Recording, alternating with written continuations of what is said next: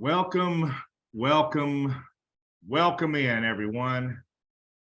Welcome to Care Concierge with Carepatrol, where education is the heart of everything that we do. We appreciate you being here today. It's a busy Friday, and I know that you all have many things probably in front of you in this afternoon, so we appreciate you taking a break with us. It is a little overcast today, so it's appropriate that our topic is It's Raining Dementia, and we are Carepatrol, and this is Care Concierge with Carepatrol, where education is the heart of everything that we do for our clients, everything that we do for our referral partners, and everything that we do for the providers who we work with to support aging adults in the state of Alabama. We enjoy the opportunity to provide education to you 6 times a month on Mondays and Fridays. And we are accredited by the Alabama Board of Nursing Practitioners and also by the Alabama Board of Social Work Examiners to create and provide and credential these contact hours for you. And we're blessed to have that ability as well. We appreciate you joining us. Those who've just come in, it's Care Concierge with Carepatrol, where education is the heart of everything that we do.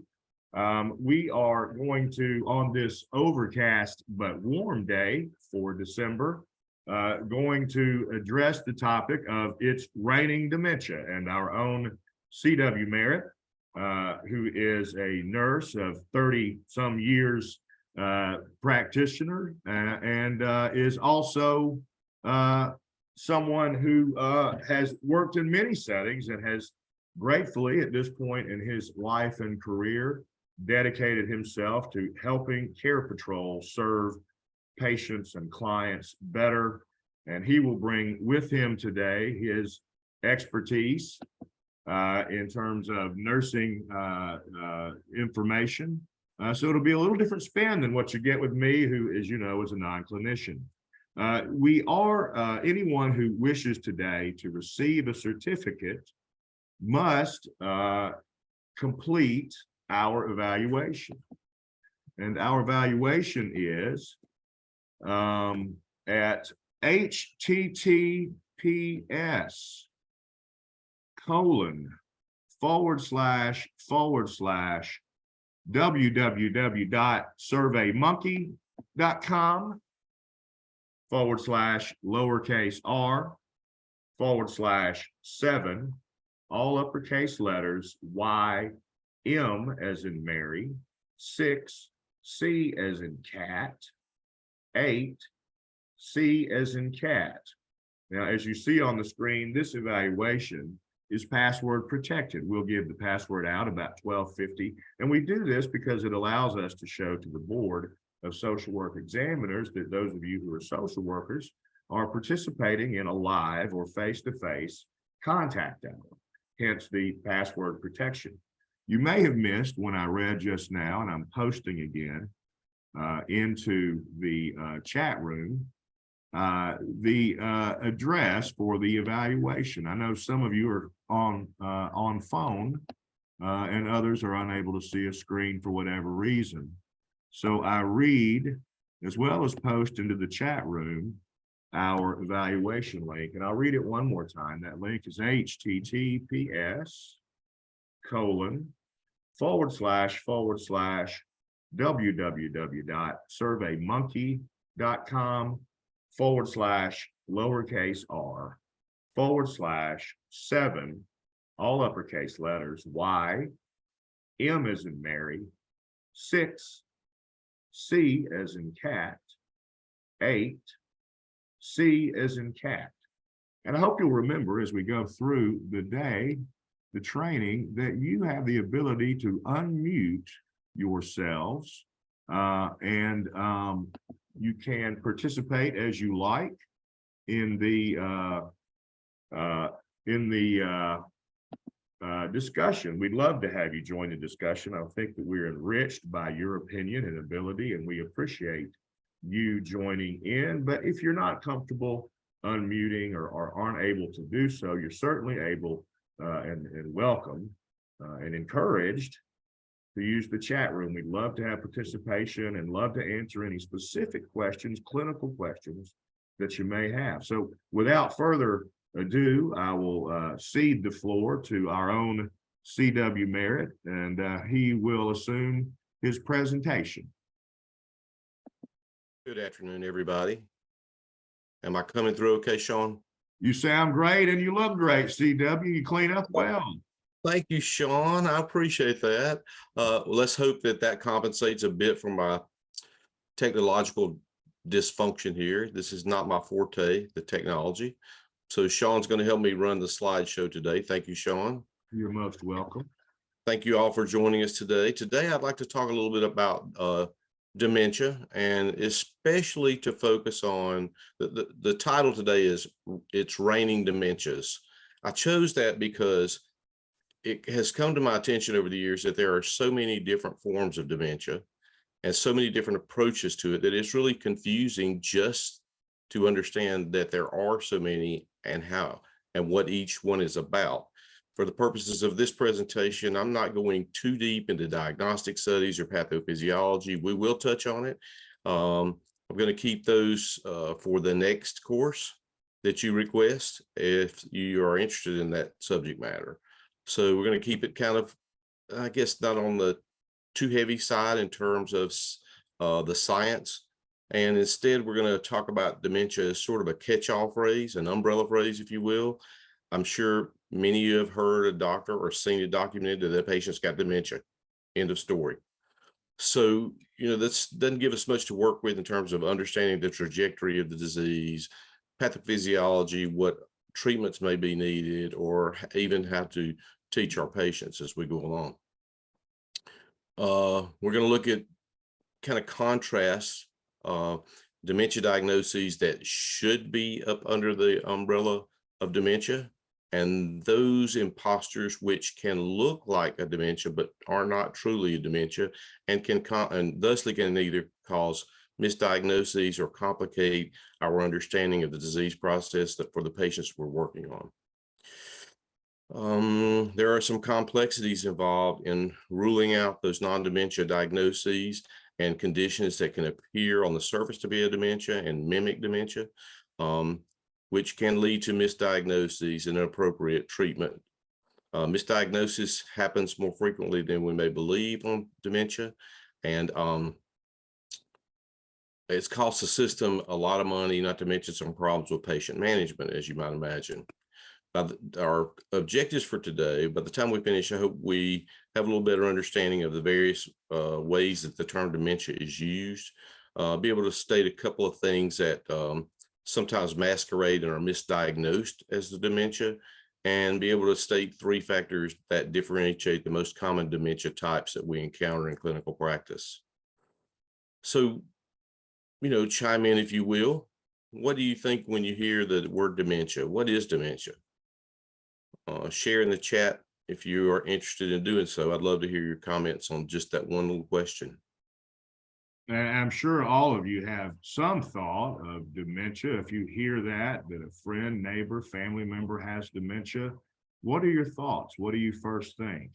And if you're new to us, we'd love you to join in the discussion. And of course, we won't hold here, but if you have something to offer, please jump in anytime. Memory issues, Ms. Smith says. Tara Upchurch says forgetfulness, loss of memory. Those are indeed symptoms of dementia, Alzheimer's, Lewy body. The thing we have to be cautious about that, and I thank you for bringing those details forward. The thing we have to be cautious about as clinicians, particularly in acute care and home care, where we're dealing with the initial onset, sometimes the complications related to a dementia, or just those symptoms, or teaching families how to take care of patients home or at home, or what to expect over time.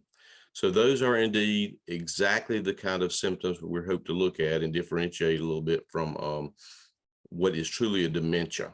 And So if you'll Thomas Casola, excuse me, says thinking and memory issues impacting functioning, which I think you will very much touch on later today. Denise McNichol says problem-solving issues, impaired judgment. Thomas Casola says impaired judgment, loss of social awareness, and personal awareness.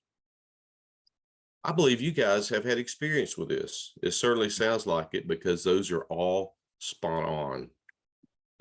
So if you'll and related to what you're saying and the symptoms that you're discussing, if you'll see on this slide, you see where there's an umbrella that has several different types of dementia listed under it.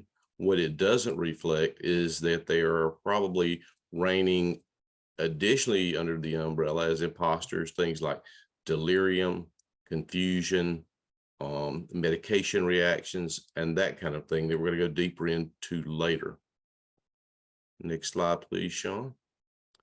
So in order to really understand dementia, we first really need to know how to define it. And I put this slide and the next one in to just kind of show that we're not all on the same wavelength. The doctors and researchers are not all on the same wavelength, even about how they would view dementia or define dementia. The World Health Organization defines dementia as an umbrella term for the several diseases affecting memory, other cognitive abilities, and behavior that interfere significantly with a person's ability to maintain their activities of daily living, as noted by our comments. Age is the strongest risk factor for dementia, but dementia is not considered to be a normal part of aging. I'm particularly fond of this definition by the Emergency Medical Clinics of North America. Dementia, chronic brain failure, also known as dementia or major neurocognitive disorder, is a syndrome of progressive functional decline characterized by both cognitive and neuropsychiatric symptoms. It can be conceptualized like other organ failure syndromes, and its impact on quality of life can be mitigated with proper treatment. That is my favorite right there. Okay, Sean, next slide, please.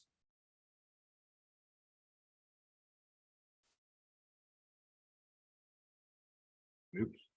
Wait, I'm missing a diagnostic page. Hey, Sean, let's skip on to, I think this is slide 4. There we go. As you see here, I won't read it all, but the National Institute of Health Institutes of Health have their little spin on it. Loss of cognitive functioning, thinking, remembering, and reasoning that interferes with ADLs. Another comment about the definition is dementia, not a specific disease, but rather a general term for the impaired ability to remember, make decisions, and perform ADLs. The growing trend among some doctors, which this is something I'm really pleased to see coming into the conversation about dementia, growing trend among some doctors, as we saw with the North American medical clinics, emergency medical clinics of North America, pardon the confusion, that the trend is moving towards discussing dementia as a brain failure, and most specifically a chronic brain failure. I think this is going to be useful moving forward as we are able then to pattern our diagnostics, our teaching, our treatments around the concept of an organ failure, as opposed to the more sort of generalized and a bit mystical term dementia. Okay, I'm all right, Sean. I'm going on to why discuss dementia. I think this is slide 5. Oh, you got it. You're on. I'm kind of doing a split screen here, Sean, and participants, you guys, because I'm a little technologically challenged. I had trouble getting all my notes in on the PowerPoint presentation. Well, you're in good company, as you know, with technological challenge, not only with me, but I know some of our listeners in the past, maybe no one today, but some in the past have forgiven me for my failures because they make them themselves.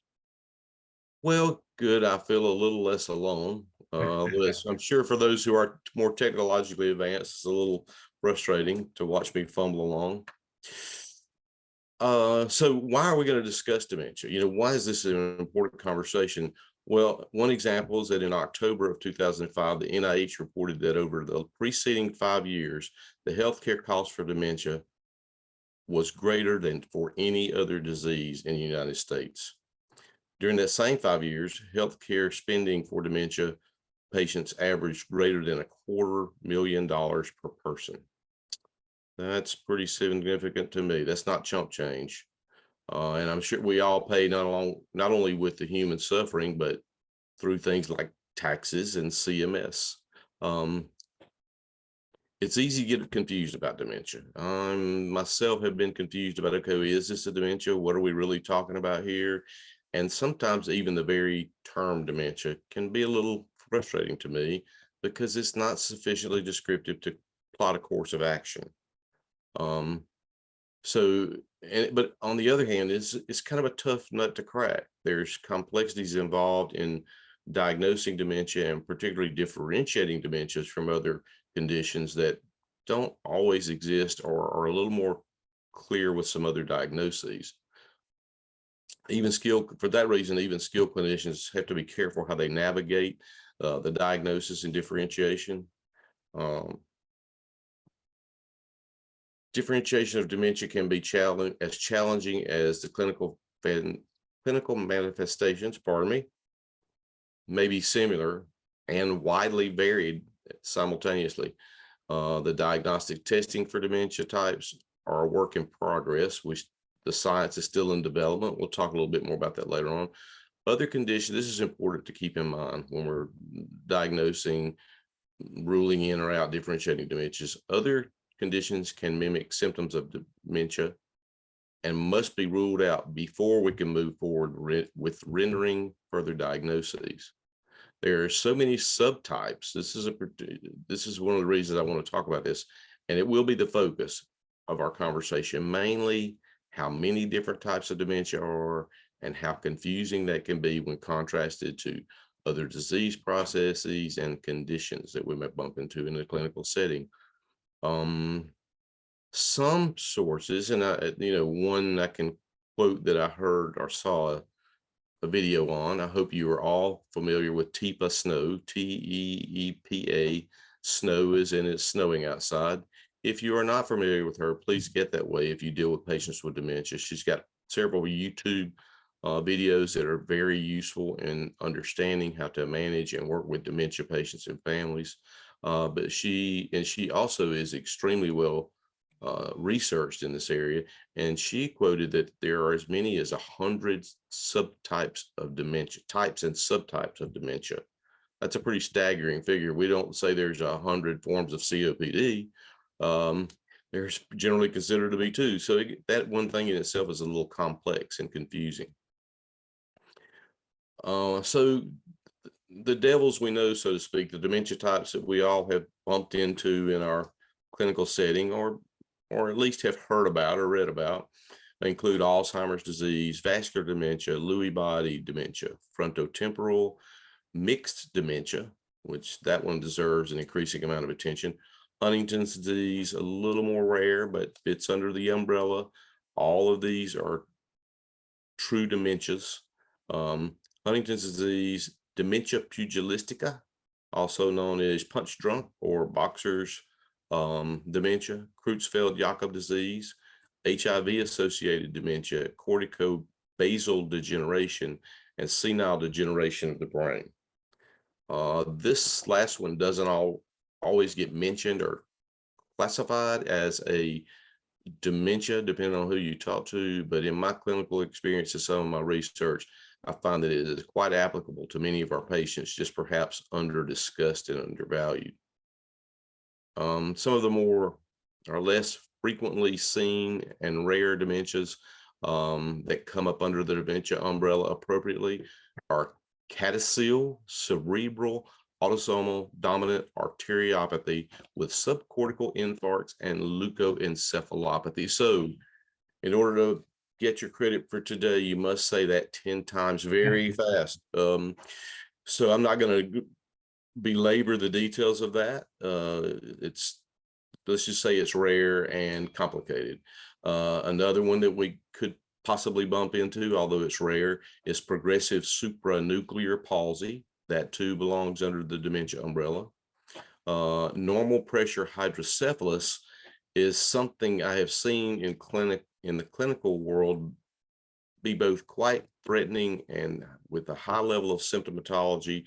And it is noted that it can progress quickly, although it is a form of dementia or causation of dementia that can be sometimes more successfully treated. Atypical Alzheimer's is out there too, to make it a little more confusing. The frontal variant of Alzheimer's disease, also known as FVAD, and the posterior cortical atrophy, that is also a form of Alzheimer's. So these particular diagnoses belong under the dementia umbrella, and they're diagnosed by different mechanisms, so to speak. You know, there are certain lab tests that exist for some of them. Some of these are diagnosed based almost primarily on comorbidities and history, as well as some imaging and some blood tests, cerebrospinal fluid studies. We can talk about that in a minute. Vascular dementia itself has 4 subtypes. So there's another little something to keep up with. I'm not going to run through all of them, but we see a lot, particularly in clinical practice, a lot of stroke-related dementia and multi-infarct dementia. I threw mixed dementia in there again. I want us to continue to keep that in mind, because that really is becoming increasingly common, perhaps just by way of greater understanding, if not so much by the incidence of occurrence. Frontotemporal dementia also has 2 subtypes, pardon me. So just with those 2 diagnoses alone, we've got 6 subtypes. Some types of dementia are secondary to or caused by other primary disorders.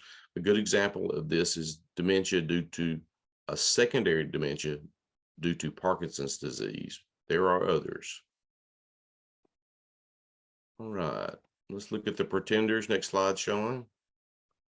So I call these the pretenders because they really can look like, at least for a while, a dementia, Alzheimer's being the most common. They can mimic or they can worsen, and sometimes be confusing when we're trying to render diagnoses and plans of care. Something as simple as a UTI or pneumonia in the elderly, particularly in the presence of mild cognitive impairment, can really look like outright dementia, or in the case of a mild dementia, can really worsen the dementia, hopefully temporarily, once those diagnoses are treated with antibiotics.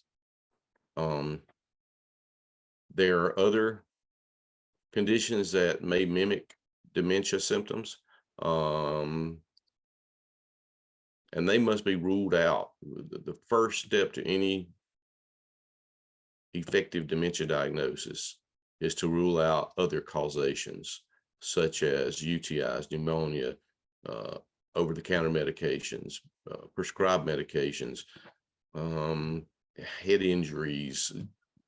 I even found some literature about ADD and ADHD in the adult, or bipolar in the elderly adult. You know, as an elderly adult, particularly an adult who has not been around family or tends to live alone, sometimes ADD or depression or some other things bipolar disorder can really look on the surface like a form of dementia. That is so interesting. I had no idea. Yes, depression, particularly in the elderly, can sort of masquerade as dementia.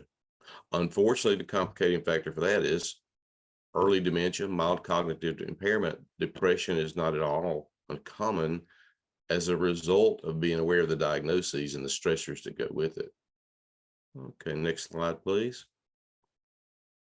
Okay, so I gave this little puppy here a special slide, and I entitled this slide honorable mention, because in our clinical practice, it is not uncommon for us to bump into what is commonly referred to as alcoholic dementia, also known as Wernicke-Korsakoff syndrome. There's some variations of how it's described, but that's sort of the bigger words altogether it wants to look at. It's Wernicke-Korsakoff syndrome is not a true dementia by definition, but it's understandable that people would miscategorize it because it looks and smells like a dementia. It is more categorized by low thiamine levels and brain atrophy that affects thought and reasoning. Next slide, please.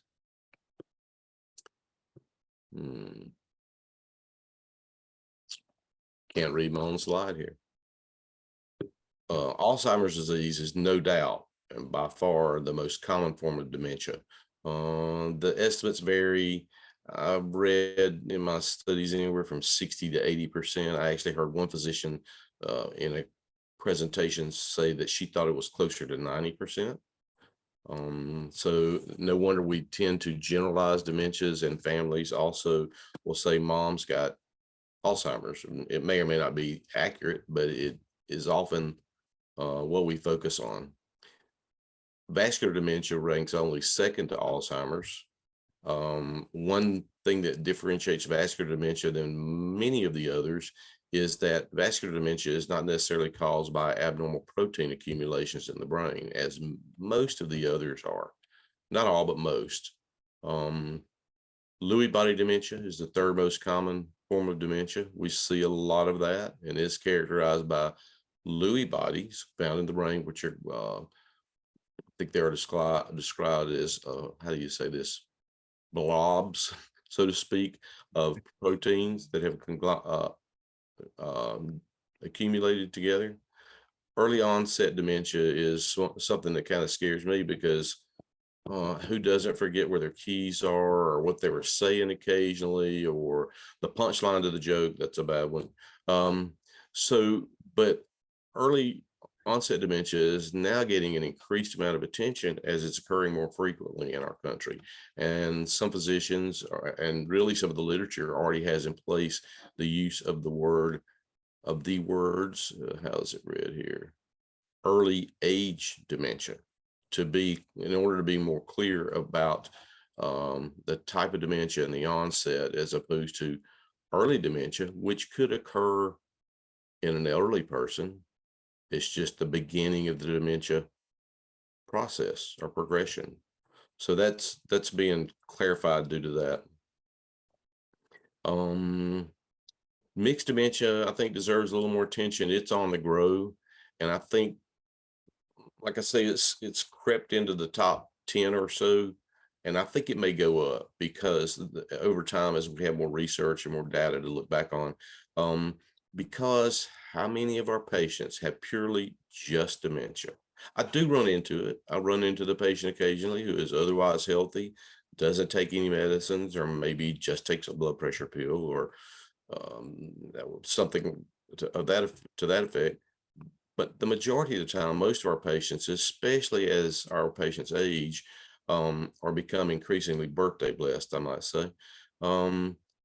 We see more and more of a mixed dementia, most commonly a combination of Alzheimer's and vascular dementia. Vascular dementia is the number one that kind of pops into the mixed dementia mix. Okay, next slide, please. So I included this just because I wanted to hear what you guys have to say about it. I'm a little opinionated about this one, pardon me. And I admit to that. I'm kind of biased about these two diagnoses, and not in a positive way, I must admit. So you guys chime in a little bit and tell me what you think about dementia without behavioral disturbance and dementia with behavioral disturbance. I'll give you guys a minute to respond before I go to the next slide. And when you're asking that, what are you really asking? How we would define dementia without behavioral disturbance versus dementia with? Thank you for the question, Sean. That's a good one. I guess I'm thinking there are people on this call who have experience with the use of these two terms in clinical practice. Okay. And, for me, I have struggled to understand how we apply that. How do we apply those two diagnoses? What do they mean? How do we develop a plan of care around them? In fact, I'm going to go ahead and go to the next slide, Sean, while folks put in their comments. And so here's my questions about it to other clinicians that have bumped into this. So how do we determine a level of care based on those two diagnoses? Guide expectations of clinical trajectory. Thomas Casola has said that he thinks it is helpful for the distinction of this practice help others, family, and caretakers to address needs. I think there is some accuracy to that. That is one positive aspect of using those two diagnoses. I guess a lot of my clinical experience with those two diagnoses have been in the hospice arena. In the hospice arena, starting around 2016, those two diagnoses cannot be accepted as an admitting diagnosis because they're not sufficiently descriptive of what the trajectory of the disease may be, and thusly what the goals of treatment would be. Any other comments? Not Thank you the for part, that. but I have a question. As you know, I'm ignorant. So what constitutes or defines a behavioral disturbance? Anybody in the group want to pipe in? Oh, we got a quiet lot today, CW. It's Friday. I guess folks are ready to go. It's time for a Friday afternoon nap, I'd say. Yeah, it probably is getting close. Yes. So typically, be a dementia without behavioral disturbance is just that. What we typically see, forgetfulness, memory problems, reasoning problems, as the disease progresses, unfortunate things like swallowing issues, decreased level of consciousness, etc. Lisa McNichol has a comment. She feels that when someone is threatening at home or verbally abusive to their caregiver, she considers that behavioral disturbance. Absolutely. And that is spot on. And thank you very much for beating me to the punch. That is another useful or meaningful set of problems related to dementia with behavioral disturbance. Also, another thing is it has implications. For example, if we go to a skilled nursing facility environment, that might trigger what is called a level, which involves some assessment of mental health issues and behaviors that may or may not preclude a person being admitted to a skilled nursing facility, or if admitted, what kind of alterations in the plan of care will be appropriate. So it has its use. Those two have their use. They also have their limitations. Next slide, please.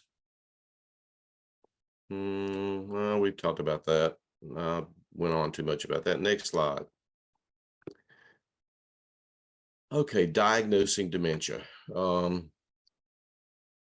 Blood test, identification of characteristic clinical syndromes for those who don't. For me, I had to think about how to apply that. And basically, a clinical syndrome is a constellation of symptoms that are consistent with any particular disease or diagnosis. Some researchers and doctors have indicated that dementia can only be diagnosed by autopsy. I bumped into this in a practical sense, particularly with hospice, where I needed a diagnosis to get a patient admitted to hospice by family desire and by the appropriateness of clinical presentation. And particularly, I've had psychiatrists, more than one, tell me and a family member that they can only differentiate their loved one's dementia by way of autopsy. So clearly that has some pretty impractical implications in a clinical setting. So I quoted here that the Mayo Clinic, their research indicates that 90% of the time, dementias can be diagnosed and differentiated prior to death. So let's see. Well, I'm gonna get into that later on. That last comment. We're gonna go to the next one.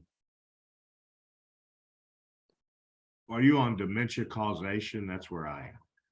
Yes, I've got a couple slides out of sequence. Okay. When I tried to add in later, I couldn't figure out how to get them in the where I wanted to be and how I wanted them to look. So they don't actually show on your presentation. I see. Well, I'll stop interrupting. No, you're doing fine. Thank you for keeping me on track. You know, adult ADD is a problem. I'm living proof. So the causations of dementia. So most researchers believe that the majority of dementia types are caused primarily by abnormal accumulations of various proteins in the brain. One clear example of that, it would be in an Alzheimer's patient, the presence and or biomarkers indicating the presence of amyloids. And what happens in that case, amyloid proteins will have a bit of, sometimes they tend to be a pretty stable protein, but in patients with Alzheimer's, there's sort of a folding as it's described of the amyloid proteins, which then results in sort of the more fibrous part of that. There are apparently some, how can I say this? They become sort of a fibrous accumulation of proteins in the brain. The other most common causative factor of dementia is thought to be due to vascular insufficiency of various types in the brain. So this is something where we see microvascular disease is common.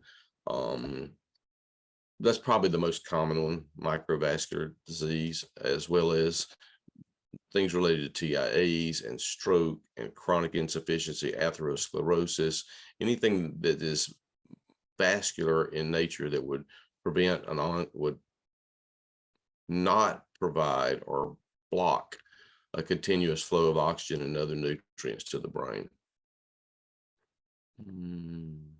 Okay. Genetics play a role in the development of Alzheimer's, in particularly with the mutation of three genes, the most clearly of which having been identified and having clinical implications sooner than later is the apolipoprotein E4.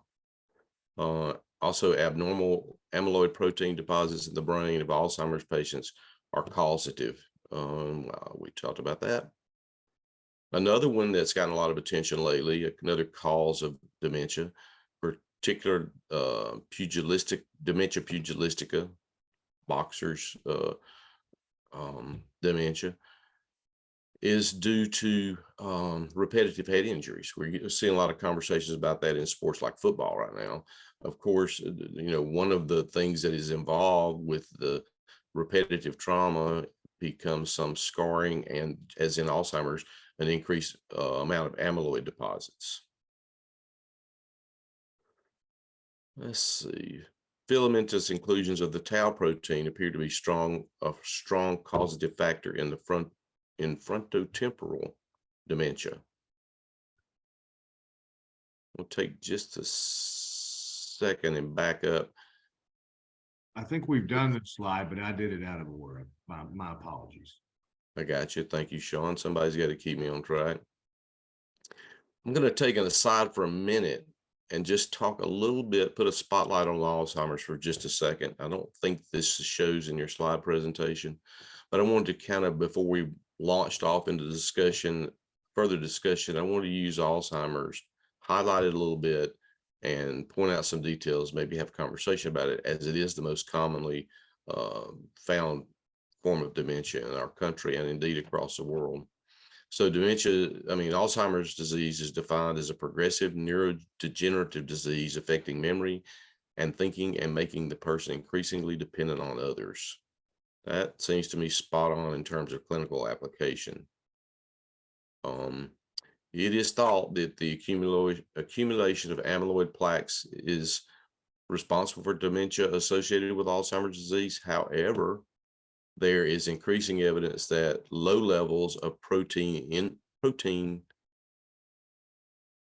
with the nomenclature of NPTX2 not depositing, but abnormally low levels of it in the brain that may be affecting the ability to reason and how the connections in the brain are working.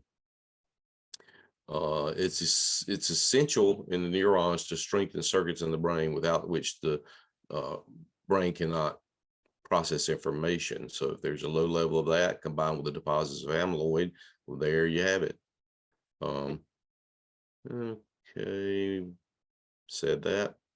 I know y'all can't see this.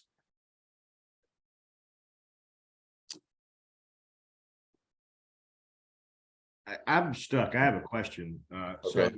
I'm just struggling with it. So the punch drunk, I forget the correct term. Pugilistica dementia. Yes. So person suffering from, is this someone suffering from CTE? Who then, I mean, is CTE in it of itself a dementia? I don't know if in a scientific sense, if I have a clear answer for that. I Okay. believe that it is, and I believe it's closely related to or very similar to dementia pugilistica. That's why I threw it in there.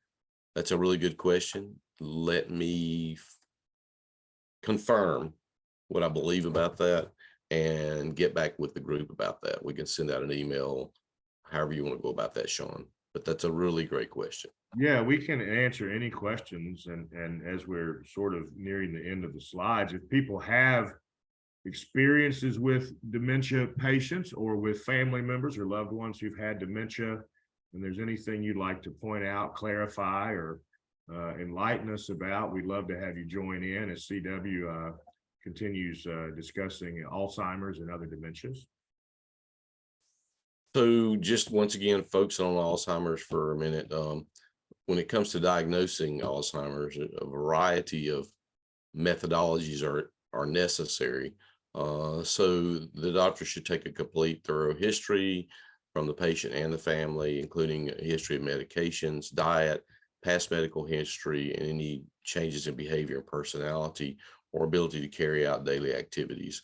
Other tools the doctor may employ to diagnose dementia include, but are not limited to, cognitive testing, a psychiatric evaluation, blood and urine test, brain scans such as computed tomography, MRI, or positron emission tomography PET to support an Alzheimer's diagnosis or rule out other possible causes.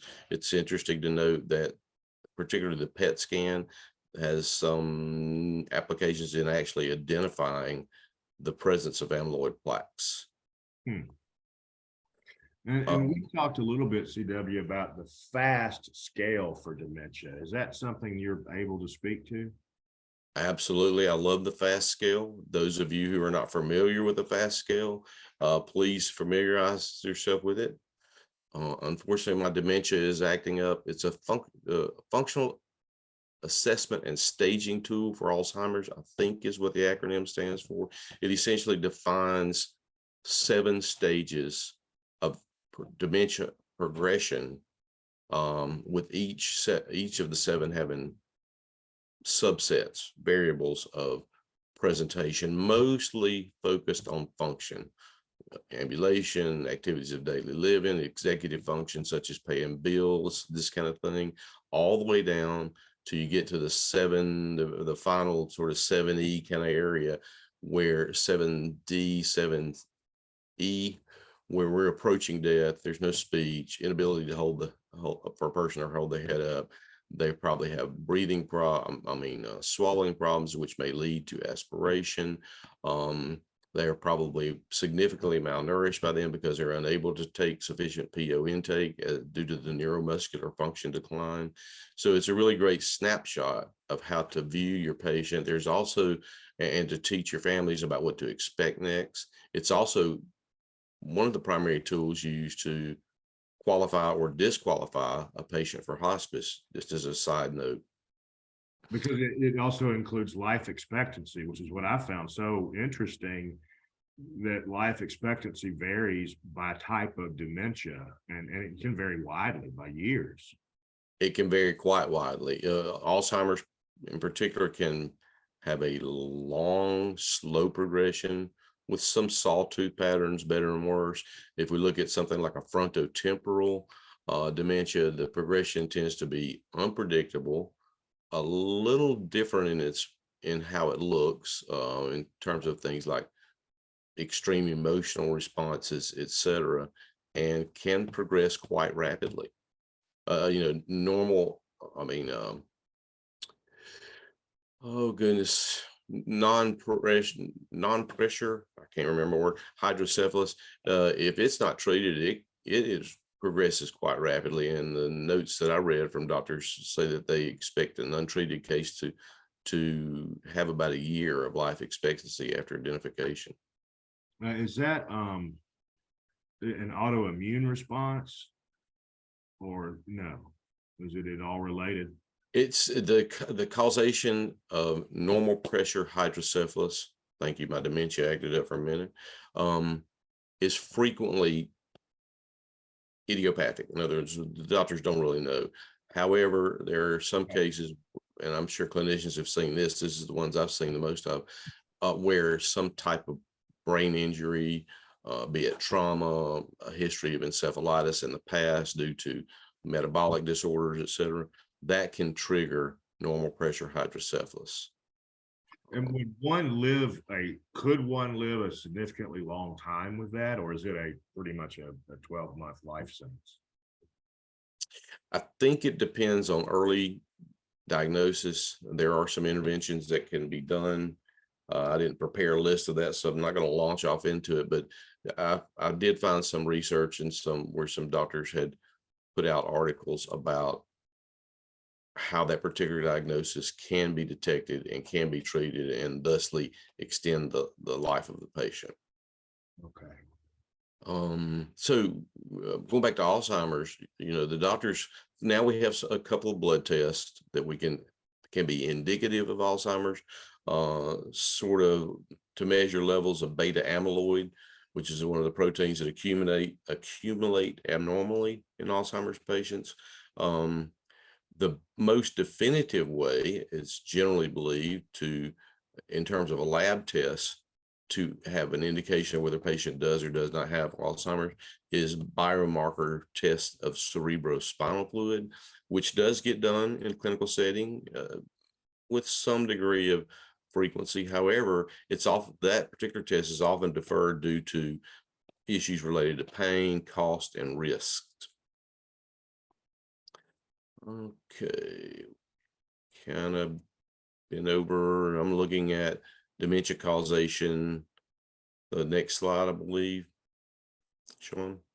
Yes. Well, Wait a minute. We're at the conclusion. Yes. Okay. But well, I think you can. What is it called? Improvise, if you like. Well, one thing I somehow in the translation of the slides, I really didn't get in here enough, I'd use the word enough, is the importance of being aware of the pretenders when we're diagnosing dementia. And also to be aware of how many dementia types there are and how complex the diagnosis and differentiation can be. Hence, some even highly skilled clinicians otherwise kind of shy away from going down the pathway of differentiation. And one important point to remember, a takeaway from this, I hope everybody remembers, is a patient with a delirium may not necessarily have dementia. The same could be said for depression, adult ADHD, a head trauma, reactions to medication, including prescribed medications over time. I've seen some instances in clinical practice where a patient has been receiving a particular medication over time, and after some time, even though the medication may work well to begin with, we can begin to see things like some confusion, some alterations in how a patient approaches ADL, alterations in reasoning, maybe even hallucinations, which can be part of particularly Alzheimer's and some of the other forms of dementia. So it's very important when we're looking at a patient who we suspect may have dementia to rule out absolutely UTIs, pneumonia, medication reactions, some of those things we've already discussed. That's a point I want to leave out in the air, as well as to kind of give everybody a little reassurance. you're not the only one that may be a little confused if you get way off deep into a rabbit hole about dementia, or even in clinical practice sometime. So that is sort of my conclusion. Dementia is a growing problem around the world. It's expected to increase 30-fold, I believe is the statistic I read from the WHO, which is pretty significant. And I hope this helps in some ways to provide a little more clinical knowledge and understanding of how to get to better patient outcomes through early identification, early rule out, and differentiation of dementia types. Any questions? It seems to me that rule out is sort of the takeaway here, is ruling out every other possible instance before you can even address whether it's dementia. It is indeed the first and most important step in diagnosing dementia. No doubt about it. And it's time for the password, y'all. I've read the address once or a couple times, and I'm going to read it again in case you missed it. It's https://www.surveymonkey.com//7, all uppercase letters, Y, M as in Mary, 6, C as in cat, 8, C as in cat. And our password today, in honor of our Chief Clinical Officer, CW Merritt, giving this presentation, is Carepatrol.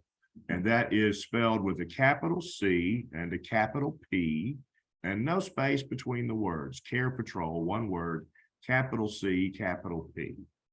And Denise McNichol has a question for us, or for you, CW. She says, when dealing with a person with dementia that is perseverating on, excuse me, Denise, for messing that up, on specific topics and is becoming more and more demanding, how do you diffuse the patient? Any tricks?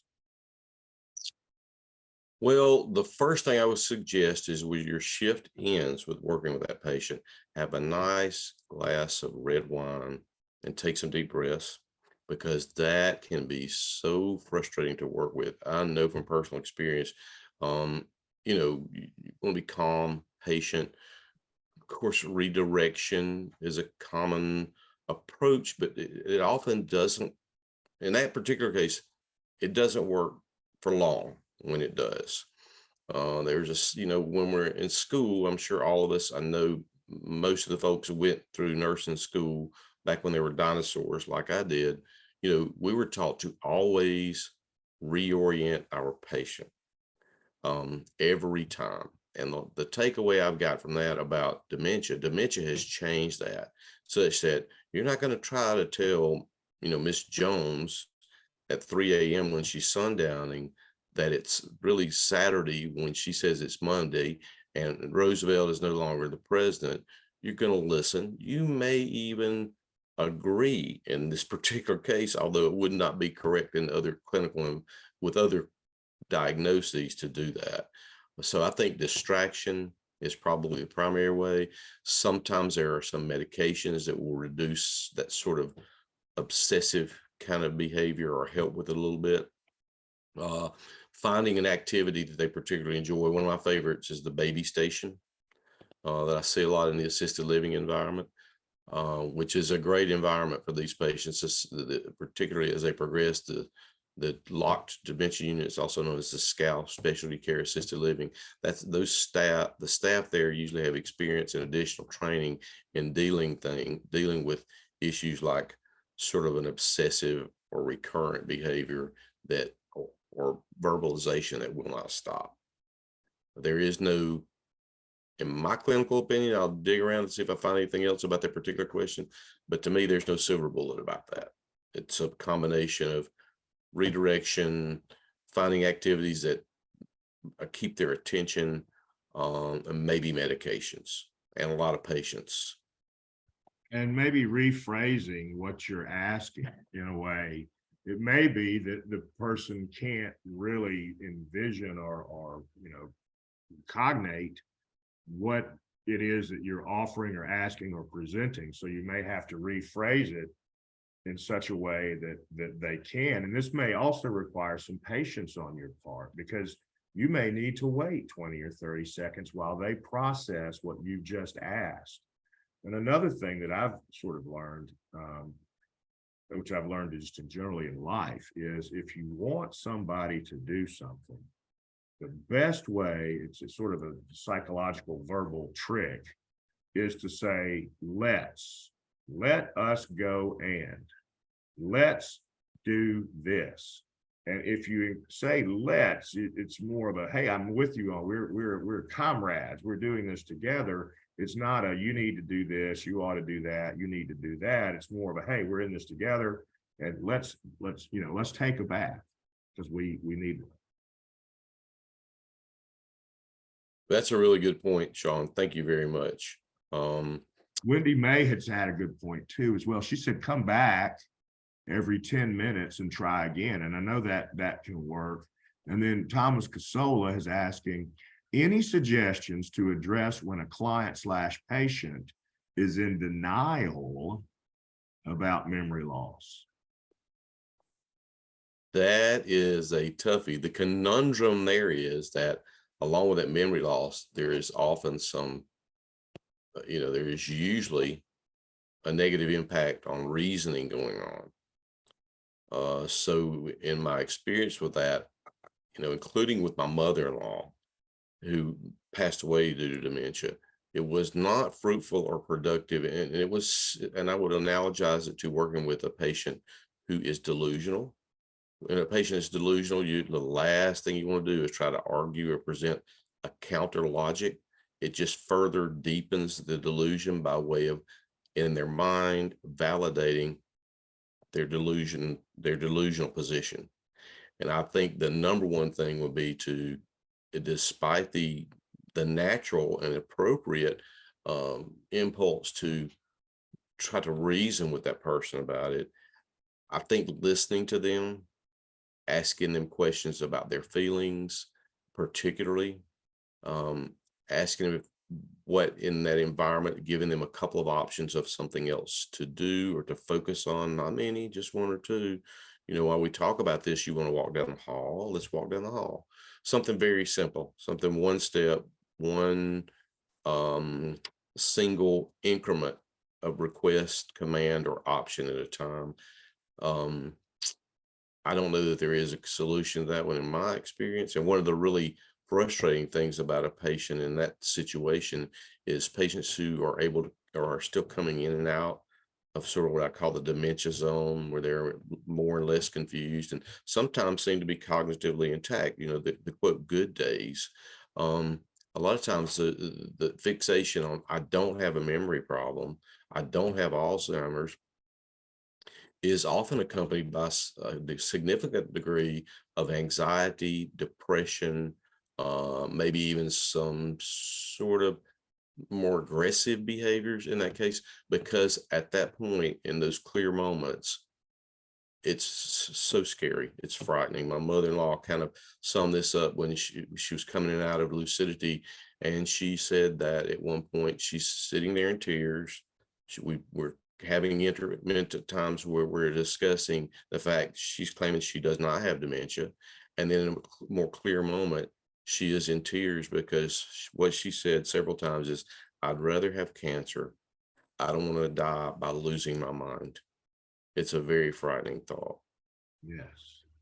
I don't know that I have a solution, but a lot of empathy, a lot of listening, and then once again, getting back to distraction and redirection are probably good ideas. Right. I do have one more thing I want to throw in here, Sean, really quick, that I realized I didn't cover. There is a diagnosis out there called mild cognitive impairment. This diagnosis is sometimes called pre-dementia. I'm sure you guys have seen it on a chart somewhere. It can be a frustrating middle ground, and it's sort of the middle ground between a little confusion, a little forgetfulness that would be not uncommon with age, and the presence of Alzheimer's particularly. Well, thank you, CW. It's been a lot of information, and we appreciate all the time you spent on this and all this work that you've done in your past life. And certainly I thank you for the work that you do for Carepatrol. I think we've had another great day. Join us on Monday. We'll have not Latanya Washington. We'll have Dr. Nicole. Oh gosh, Nicole, so sorry I've forgotten. I have dementia. And I'm moving soon. But thank y'all for being with us. Thank you, CW. If you will, try and get your evaluation done by 8 o'clock tonight. I can get them out tonight. Otherwise, I'll get it done in the morning. Thank you, everyone. Have a great weekend, and we'll see you Monday, I hope. Thank you. Goodbye.